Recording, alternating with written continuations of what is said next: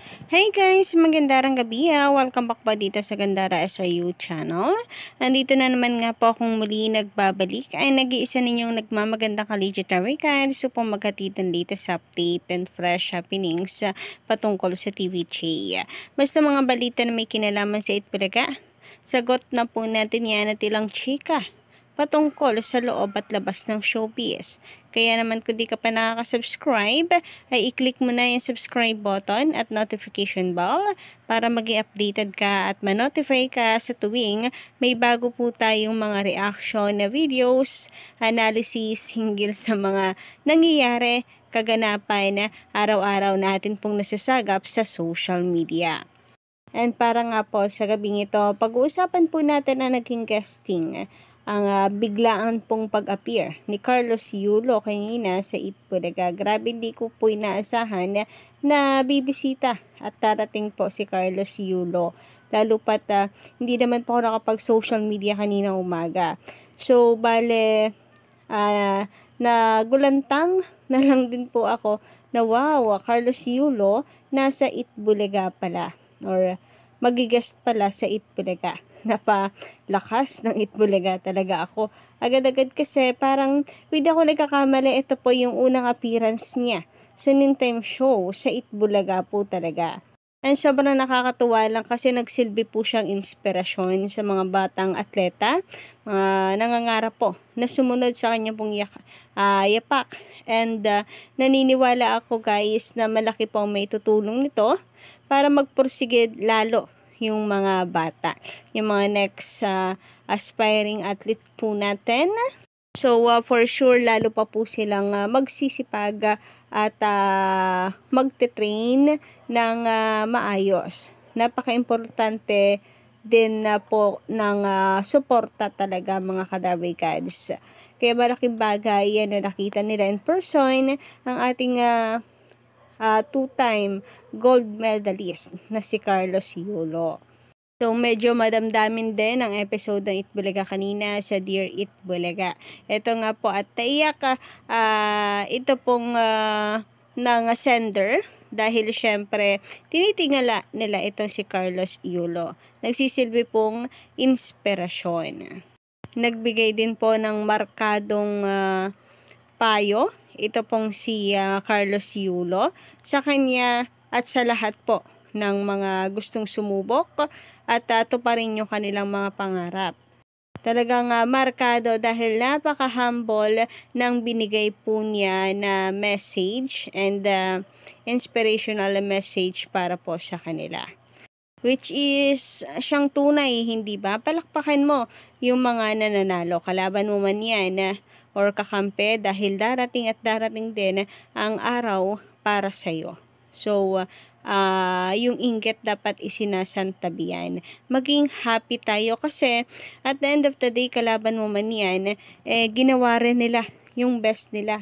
Kung ano yung training na ginagawa mo, ganun din sila na nagpupursige. So, panapanahon nga lang din, kaya palakpakan mo bilang gymnast, athlete, ikaw yung nakakaramdam ng pagod at sakripisyo para po sa pangarap na yon. Samantala, hindi ko naman po maintindihan mga Kadarway Cats na bakit meron po sa sobrang kabiteran nila sa Itbulaga ay nadamay pa si Carlos Yulo. So, hindi ko maintindihan yung mga bashers na bakit kailangan pa nilang magsalita ng hindi maganda para lang batikusin or ibaba ba yung Itbulaga. Parang napakababa po ng tingin nila sa EB para doon mag-guest si Carlos Yulo. Bakit? Saan ba ang gusto nila? Itbulaga yan, no? Itbulaga, longest running noontime show ng Pilipinas. World record, pasok po sa top 5 sa buong mundo. Itbulaga yan, hindi po basta-bastang noontime show lamang po yan or programa sa Pilipinas. Tapos parang anong baba po ng kanilang tingin sa Itbulaga.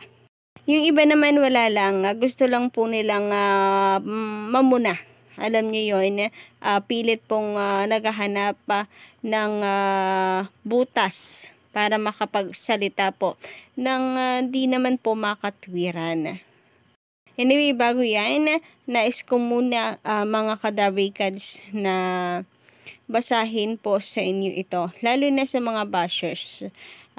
Sabi dito, after seeing si Adriel ZXS, ayan, two-time Pair Olympics gold medalist. Siguro ito po ay personal account ni Carlos Yulo, no? Gold medalist Carlos Yulo as a special guest in Itbulaga today, and seeing how the kids and the aspiring young gymnast adore him, there is no doubt that he has become the country's most successful athlete and hero. #nice one, Carlos Yulo.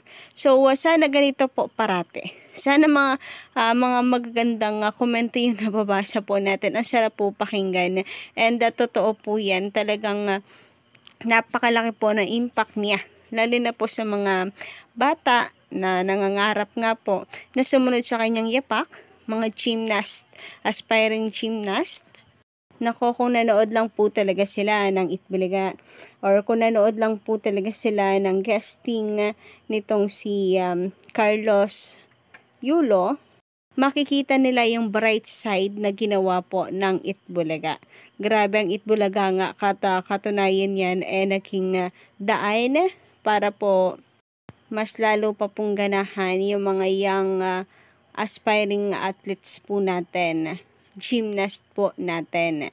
And dapat nga magpasalamat po tayo. Kita rin po natin yung kahit papaano itong konting side ni Carlos Yulo. Kitang-kita nyo rin na nag-enjoy po siya sa Itbulaga kanina. And speaking of EB, ito nga po at trending ang hashtag #LegitTaricans. Bukod po sa present si Wengay, ay dahil po ito sa guesting ni Carlos Yulo. Samantala, sabi nga po dito, Lola, bakit nasa Itbulaga si Kaloy? Bakit kaya niya tinatanong na bakit nasa Itbulaga? Bakit, saan po ba ang gusto ninyo na mag-guest itong si Kaloy? Bakit parang negative yung po sa akin dating, lalo pat may ha pa sa dulo yung kanyang tweet. Sa inyo pala gusto mag-guest itong si Kaloy. Sabi pa dito, nabisita ang City Hall ang Itbulaga, pero hindi ang pamilya LOL. Nako, eto po basta lamang po may mabatikos, may masabi pong hindi maganda. Hindi ko maintindihan kung ano po ang nasa utak ng mga taong ito na puro na lamang po negativity ang nasa isip. At parati na lang pong naghahanap ng negative sa halip po na maging masaya. Para anong lungkot po tuloy ng buhay nila. Unang-una, wala po tayong pakialam at alam sa personal life nitong si Carlos Yulo. So sana wag po tayong manghimasok sa buhay po ng iba. Nako, wag po nating ugaliin yan. And ayun nga, bilang siya po ay sikat na sikat ngayon, napakarami at hati po talaga. Sa totoo nga niyan, hindi lang po hati Talagang kulang yung panahon ni Carlos sa sobrang dami po niyang schedule ngayon. For sure, ang media hindi po palalagpasin ang pagka-uwi nitong si Carlos Yulo. For sure niyan, dahil two-time gold medalist ba naman, ay kaliwat kanan po ang nag-i-inquire sa kanya or sa kanila for interview.